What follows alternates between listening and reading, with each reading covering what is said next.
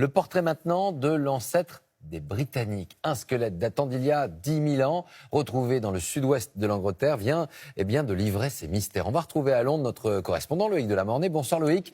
Qui se cache donc sous Cheddar Man? C'est le nom que les chercheurs avaient donné à ce squelette.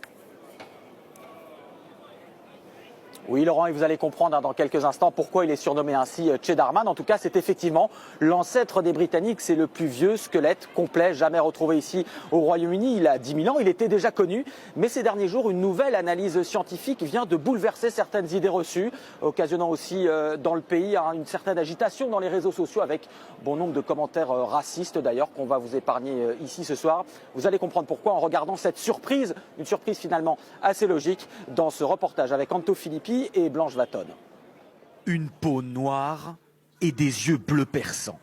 Étonnés, les Britanniques viennent de découvrir à quoi ressemblait leur ancêtre, l'homme qui foulait le sol d'Angleterre il y a 10 000 ans.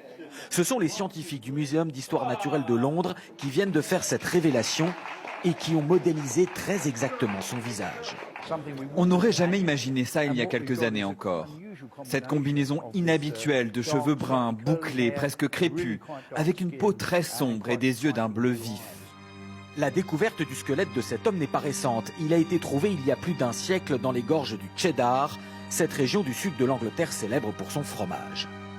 En 1997, à partir de ce squelette, les scientifiques avaient déjà extrapolé son visage, celui d'un homme du Mésolithique d'une 20aine d'années, blanc.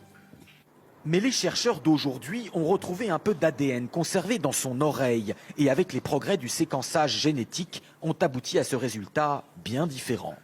Ça ne m'étonne pas, l'humanité a voyagé depuis l'Afrique, donc ça me paraît logique. Ça va contredire ceux qui croient en une pureté. En regardant cette photo, je pense quand même que déjà à l'époque, c'était un immigrant, venu d'ailleurs dans le monde. Je ne pense pas qu'il soit né comme ça, ici, à Londres. Selon les scientifiques, Cheddar Man est bien né noir sur le sol anglais.